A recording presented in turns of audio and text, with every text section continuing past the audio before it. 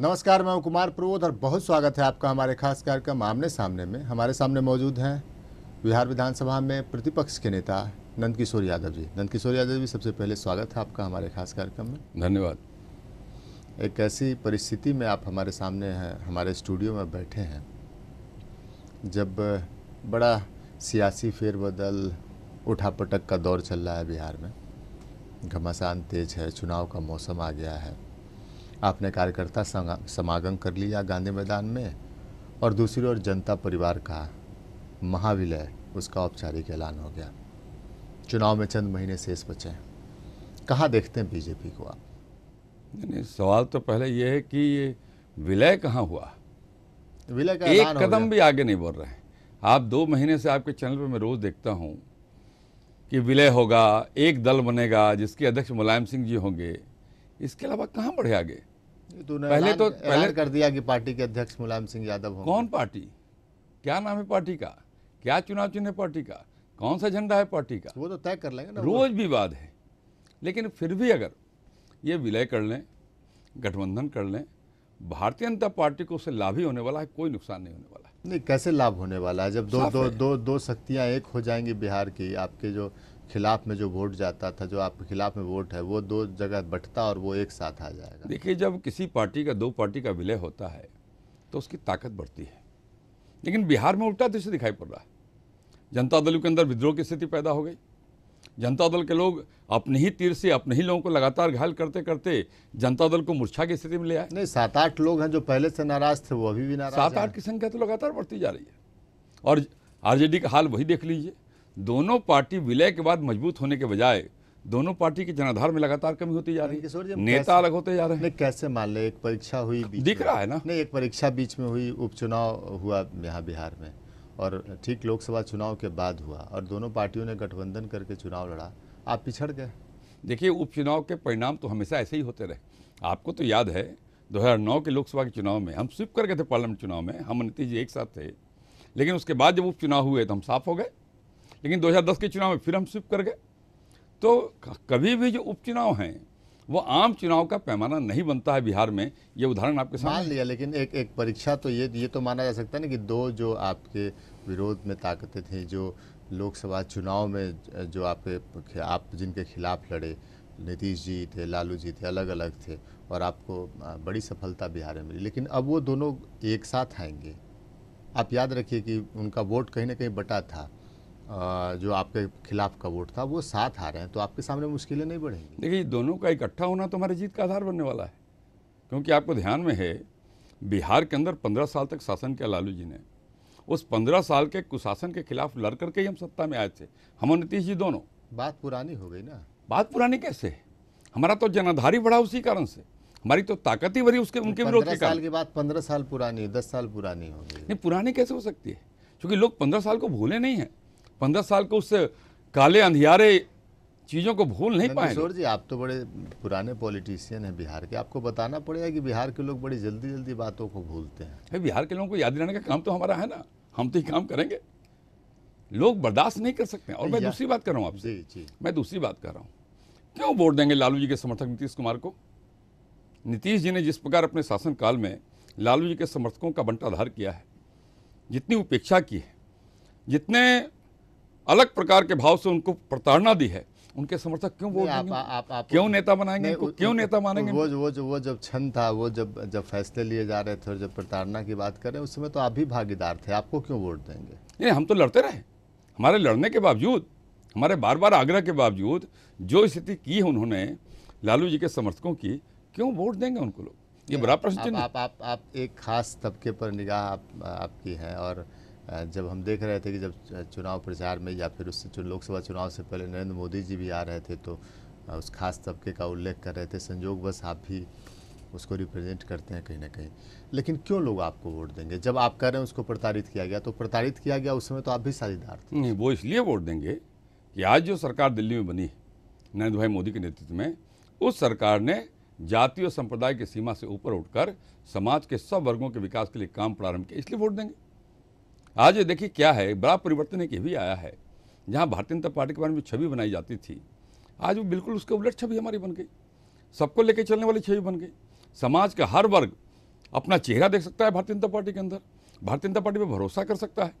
इसके कारण से आज हम किसी के लिए अछूत नहीं है। नहीं, एक बात कहने की होती है और दूसरी बात होती है जिस पर चुनाव वोटिंग होता है। तो आप इस बात को मानेंगे कि जाति ये आखिरी सच होता है चुनाव का, इसको मानना पड़ेगा नंद किशोर जी।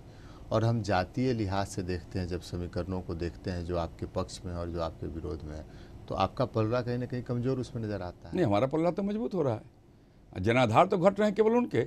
आप विचार करें, लोकसभा चुनाव में जनता दल के पास जो वोट था, उस वोट में क्षरण हुआ कि लाभ हुआ, उनको बता दीजिए आप। नहीं, लेकिन जीतनराम मांझी जी के हटने के बाद उनके वोट में और क्षरण हो गया। लेकिन जनता दल उसमें लालू प्रसाद यादव जुड़ रहे हैं। हाँ, केवल उतना ही जुड़ रहे हैं ना जी।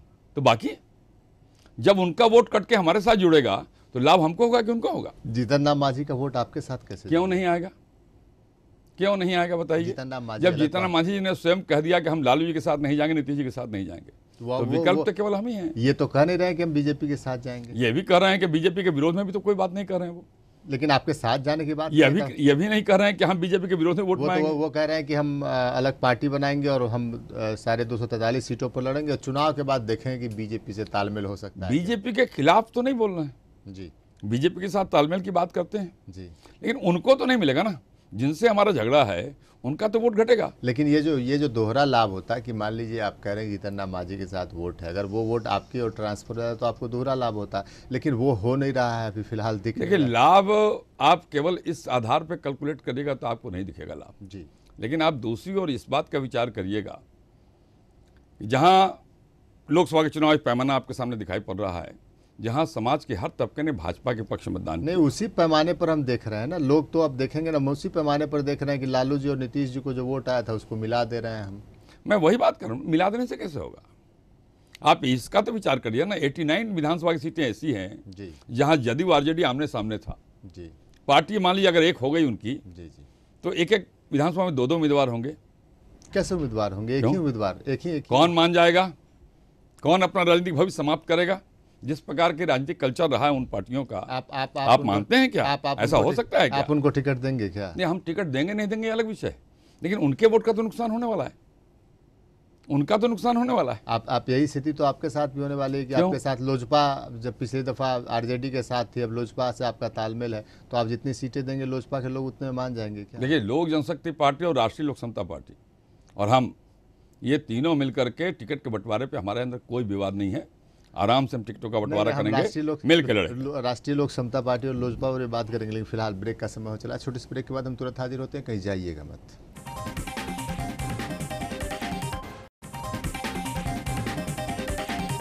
ब्रेक के बाद एक बार फिर से स्वागत है आपका हमारे खास कार्यक्रम आमने सामने में। हमारे सामने मौजूद हैं नेता प्रतिपक्ष नंद किशोर यादव जी।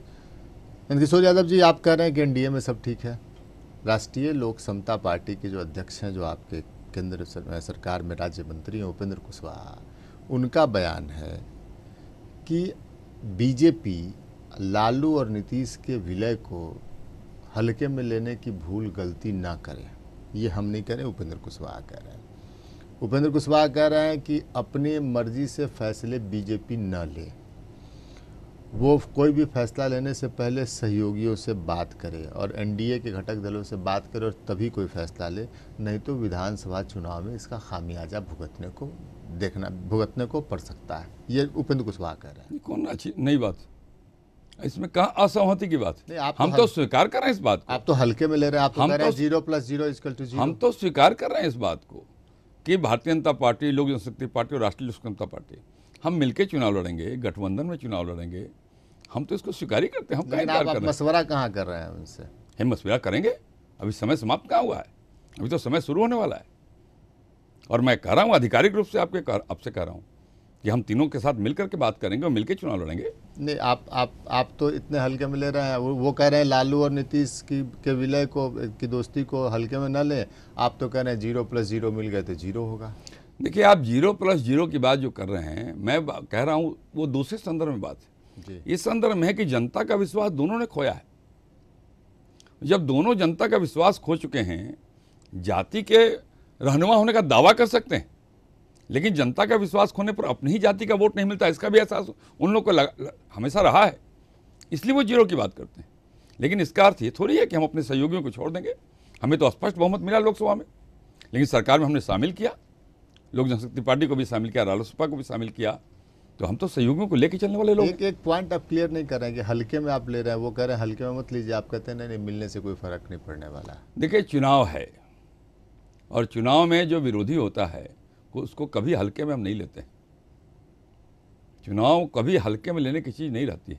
लेकिन ये बात जरूर है कि जो आधार उनका है, जो उन्होंने गठबंधन किया है, वो उनके लिए नुकसानदेह होने वाला है।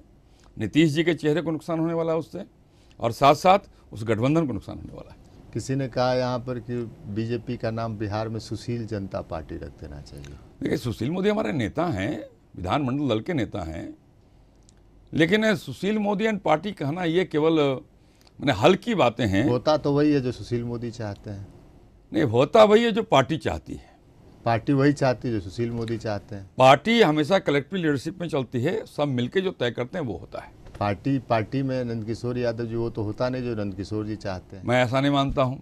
आप तो उस बैठक में रहते नहीं हैं, मैं रहता हूँ उस बैठकों में, और मैंने देखा है कि उन बैठकों में सामूहिक लीडरशिप के आधार पर निर्णय होते हैं, सबके मर्जी से निर्णय होते हैं, और उस निर्णय को हम सब मिलकर क्रियान्वित करते हैं। मर्जी से निर्णय होते तब अश्विनी चौबे जी जैसे नेता को मंच पर जगह नहीं मिली। नहीं, ये भ्रम है। अश्विनी चौबे जी हमारे पार्टी के सम्मानित नेता हैं और बजाबते मंच पर उनके लिए व्यवस्था थी, उनके भाषण देने का भी प्रावधान था। जनता के बीच जाके बैठे बेचारे वो। एक भ्रम के कारण ऐसी स्थिति उत्पन्न हो गई। अब उस भ्रम को आप केवल उदाहरण बना लीजिएगा तो गलत उनके समर्थकों ने पुतला फूंक दिया सुशील मोदी जी का पार्टी। मैंने कहा कि एक भ्रम के कारण ऐसी स्थिति उत्पन्न हो गई, ये भ्रम है, सच नहीं है। किसी ने कहा कि सारे फैसले तो अब बीजेपी ऑफिस से नहीं होते, बीजेपी का कल्चर बदल गया है, वो कोई एक पोलो रोड नंबर का घर है वहाँ से फैसले होते हैं। नहीं, मैं ऐसा नहीं मानता। फैसले हम बैठने के लिए तो कहीं भी बैठ सकते हैं, बैठकें तो हमारे यहाँ भी होती है और लोगों के यहाँ भी होती है। जब चौबे जी यहाँ थे तो उनके यहाँ भी बैठा करते थे। तो बैठक का स्थान कौन हो ये महत्व का विषय नहीं है। तब होती है जब आप भोज देते हैं, तभी आपके यहाँ। नहीं, ऐसा नहीं। महत्व इस बात का है फैसले कैसे होते हैं, कहाँ बैठ के फैसले होते हैं, ये ज़्यादा महत्व का विषय नहीं है। लेकिन फैसले आपके यहाँ नहीं होते हैं, ये आपकी धारणा हो सकती है, हमारे विरोधियों का दुष्प्रचार हो सकता है, सच्चाई नहीं। यहाँ पर अभी कुछ कार्यक्रम हुए और उसमें बाकायदा लोगों ने ऐलान कर दिया कि बिहार के अगले मुख्यमंत्री सुशील मोदी होंगे। नहीं, भारतीय जनता पार्टी का तो स्पष्ट निर्णय है और हमारे राष्ट्रीय अध्यक्ष ने भी ये बात कही है कि हम, लेकिन नेता कौन होगा ये हमारी रणनीति का पार्ट है। और हमारे यहाँ निर्णय है कि साहब नेता का निर्णय पार्लियामेंट्री बोर्ड करता है। पार्टी के अध्यक्ष ने इस बात की घोषणा की है कि हम नेता का नाम लेके चुनाव लड़ेंगे कि नहीं लड़ेंगे, नेता का नाम लेके लड़ेंगे तो कौन होगा, इन सब बातों का फैसला पार्लियामेंट्री बोर्ड करेगा। अभी पार्टी ने विचार किया है कि हम सामूहिक नेतृत्व में चुनाव लड़ेंगे। नंदकिशोर जी, आप जिस तबके से आते हैं और हम मानते हैं कि आपने कोई एप्लीकेशन देके तो उस तबके में जन्म नहीं लिया, लेकिन आप जिस तबके से आते हैं उसकी तादाद बिहार में सबसे ज़्यादा मानी जाती है। तो लोग चाहते हैं कि नंदकिशोर जी क्यों नहीं बीजेपी के मुख्यमंत्री पद के दावेदार होंगे। ये तो अच्छा है, लोग तो चाह रहे हैं तो लोग हमको वोट भी देंगे। भारतीय जनता पार्टी में लीडर ऑफ ऑपोजिशन हम हैं। नहीं, वोट तो तब देंगे ना जब आपको ये बताया जाएगा कि ये मुख्यमंत्री पद के दावेदार ये हैं। क्यों? हम उनके हितों का संरक्षण यहाँ कर सकते हैं तो लोग क्यों नहीं वोट देंगे। दिया लोगों ने, पार्लियामेंट के चुनाव में हमारे समाज के लोगों ने बड़े पैमाने पर वोट दिया भारतीय जनता पार्टी के पक्ष में, और इस बार और ज़्यादा देंगे। वहाँ आप देखिए महाविलय जब हो रहा है वहाँ पर लालू जी ये नहीं बोल रहे हैं कि कौन हमारे गठबंधन का, ये हमारे नई पार्टी का लीडर होगा बिहार में। बोले सबको नेता बनने का क्षमता है बिहार में, तो उनकी निगाहें तो है कि वो वोट बैंक उनके साथ था वो रह जाए। बाकी तो एक तरफ आप वहाँ नेतृत्व के झगड़े की बात करते हैं, दूसरी ओर मेरे यहाँ नेतृत्व का झगड़ा क्यों लगाना चाहते हैं आप? पहले उनको तय करने दिए तो हम तय करेंगे। नहीं, ऐसा हो सकता है कि नंदकिशोर जी को आगे किया जाए। ये तो पार्टी का पार्लियामेंट्री बोर्ड तय करेगा। इंडिविजुअली किसी के मन में इच्छा आकांक्षा अलग चीज है। आपको लगता नहीं कि नंदकिशोर जी आपको अगर आगे नहीं किया गया तो नुकसान होगा पार्टी को? मैं मानता हूं कि भारतीय जनता पार्टी में जिसको भी पार्टी तय करेगी उसके नेतृत्व में चुनाव जीतेंगे। सुशील जी का नाम अभी तय नहीं है। मैंने कहा था कि पार्लियामेंट्री बोर्ड ने किसी नाम का भी विचार नहीं किया है, कोई निर्णय इस संबंध में नहीं हुआ है। जिसके नाम पर भी निर्णय होगा पार्टी उसके साथ एकजुट रहेगी। नंदकिशोर जी से और भी बात हम करेंगे, लेकिन फिलहाल ब्रेक का समय हो चला। छोटे से ब्रेक के बाद हम तुरंत हाजिर होते हैं, कहीं जाइएगा मत।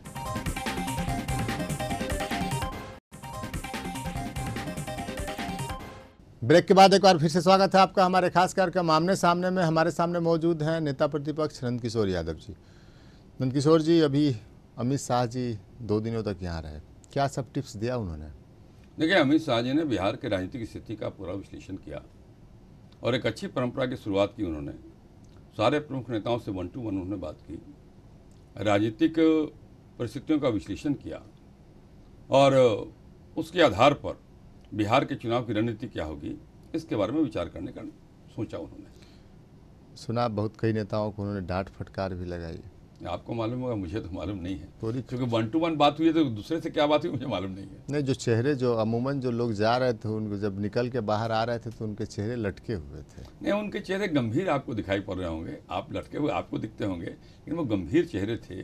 और वो गंभीरता, जब आदमी का कद बढ़ जाता है तो गंभीरता बढ़ जाती है। जब पैर में फल लगता है तो फल झुकता है, तो आपको वैसे चेहरे दिखाई पड़ रहे होंगे। नीतीश जी निराशा के भाव नहीं थे। नीतीश जी बता रहे हैं अपने विधायकों को, विधायक दल की बैठक उन्होंने की कि बीजेपी ने एक इंटरनल सर्वे कराया है कि बिहार में क्या स्थिति होगी हमारे विलय के बाद विधानसभा चुनाव में, तो वो सर्वे बताता है कि आपको 40 सीट आएगी। देखिए, मैं अगर कहूँगा कि नीतीश कुमार जी झूठ बोल रहे हैं तो ये उचित नहीं होगा। मैं उनके लिए इन शब्दों का इस्तेमाल नहीं करता हूँ, लेकिन इस स्तर पे आके अपनी बात कहेंगे, मैं इसकी उम्मीद नहीं करता हूँ उनसे। मैं ये मानता हूँ कि नीतीश कुमार जी जय पराजय दोनों में कम से कम जो छवि उन्होंने बनाई उस छवि को बचा के रखने का काम करेंगे। उनको भी पता है कि उन्होंने जो सर्वे कराया है उस सर्वे में उनको मुश्किल से 62 सीटें मिली, उनको मालूम है, लेकिन वो उसका प्रचार न हो जाए कि दुष्प्रचार करने के लिए ये भाजपा के नाम से सिगुपा छोड़ रहे हैं। इनसे कोई लाभ उनको नहीं होने वाला। हम जानते हैं कि नंदकिशोर जी तुरंत सोचकर तुरंत जवाब देने में माहिर है, तो आप ये तुरंत सोचकर 62 सीटों वाला आपने कुछ फॉर्मूला निकाल लिया? नहीं, ये तो सच है ना, उनके पार्टी के विधायक लोग कह रहे हैं, उनके पार्टी के विधायकों ने जो मुझे व्यक्तिगत रूप से बताया है, मैं उसकी चर्चा कर रहा हूँ।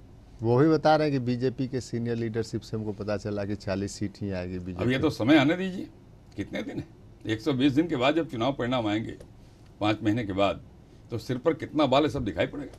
नंदकिशोर जी, एक अहम जिम्मेवारी आपके जिम्मे है नेता प्रतिपक्ष की बिहार विधानसभा में, और आज जब हम आपसे बात कर रहे हैं तो लगभग अब 2 दिन की कार्यवाही बची है, सोमवार और मंगलवार की 2-3 दिनों की कार्रवाई अब बची है। और हमने देखा ये इतना लंबा सत्र चला, ज़्यादातर समय बीजेपी विधायकों का हंगामे में बीत गया। आप सरकार की घेराबंदी नहीं कर पाए, आप सरकार को किसी तरीके से परेशानी में नहीं डाल पाए, सिर्फ हंगामा खड़ा करना आपका मकसद रहा। देखिए, सच नहीं है। सच ये है कि सरकार के होने का तो एहसास ही नहीं हो रहा था। जितने प्रश्न आ रहे थे उन प्रश्नों का जवाब तो कोई मंत्री दे ही नहीं पा रहा था। ज़्यादातर प्रश्नोत्तर काल तो आपने चलने नहीं दिया। अधिकांश प्रश्नोत्तर काल चले। प्रश्नोत्तर काल में बहुत कम व्यवधान उत्पन्न हुआ, लेकिन प्रश्नोत्तर काल निरर्थक हो गया।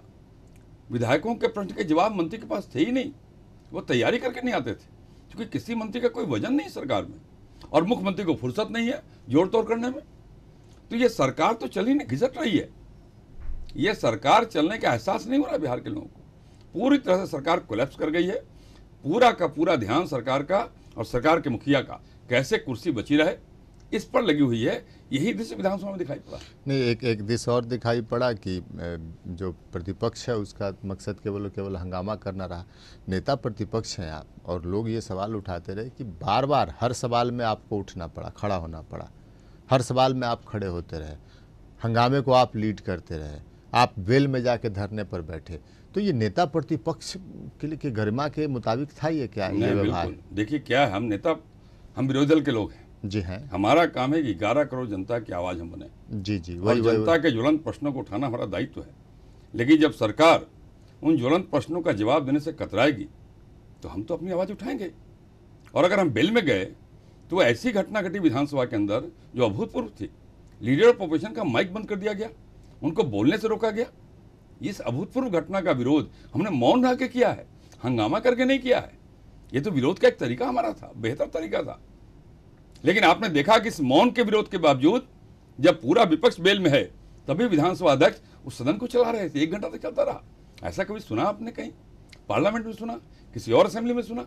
लेकिन ये अभूतपूर्व घटना जदयू की सरकार में। लेकिन हमने एक अभूतपूर्व नज़ारा भी विधानसभा में देखा। शायद कोई सत्र होगा जिसमें हर रोज हंगामा हुआ।